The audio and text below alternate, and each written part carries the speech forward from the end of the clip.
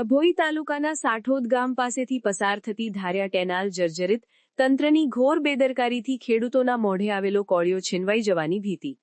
ડભોઈ તાલુકાના સાઠોદ ગામ પાસેથી પસાર થતી ધાર્યા કેનાલ હાલમાં અત્યંત દયનીય હાલતમાં છે. કેનાલમાં કચરાના ગંજ અને જર્જરિત દિવાલોને કારણે પાણી છેવાડાના ખેતરો સુધી પહોંચતું નથી.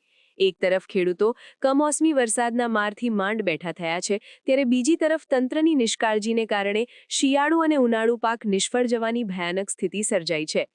સાઠોદ ગામની ધાર્યા કેનાલ છેલ્લા ઘણા સમયથી જાળવણીના અભાવે ગંદકી અને કચરાથી ભરાઈ ગઈ છે. કેનાલનું અસ્તિત્વ જ જોખમાયું હોય તેવી સ્થિતિ સર્જાઈ છે.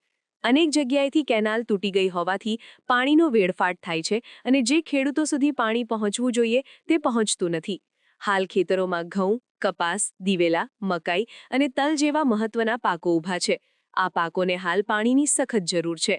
અધિકારીઓની ઉદાસીનતાને કારણે છેવાડાના ખેડૂતો સુધી પાણી નથી પહોંચી રહ્યું, જેને પગલે ખેડૂતોમાં ભારે રોષ જોવા મળી રહ્યો છે. ખેડૂતોએ એક સુરે તંત્ર સમક્ષ માંગ કરી છે કે તાત્કાલિક કેનાલમાં જામી ગયેલો કચરો અને ઝાડી ઝંખરા દૂર કરવામાં આવે. તૂટી ગયેલી કેનાલનું સમારકામ વહેલી તકે કરવામાં આવે, જેથી પાણીનો બગાડ અટકે. કેનાલના છેડા સુધી પાણી પહોંચે તેવી વ્યવસ્થા કરવામાં આવે, જેથી ખેડૂતોનો કિંમતી પાક બચી શકે. કમોસમી વરસાદે પહેલેથી જ અમારી કમર તોડી નાખી છે. અમે જો નહેરનું પાણી સમયસર નહીં મળે તો અમારે આત્મહત્યા કરવાનો વારો આવશે. તંત્ર જાગે અને અમારી માંગણી સંતોષે.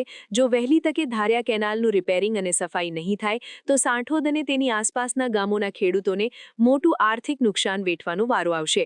સિંચાઈ વિભાગ આ મામલે સક્રિય થઈ વહેલી તકે કેનાલ રિપેરિંગ કરે એવી ખેડૂતોની માંગ છે.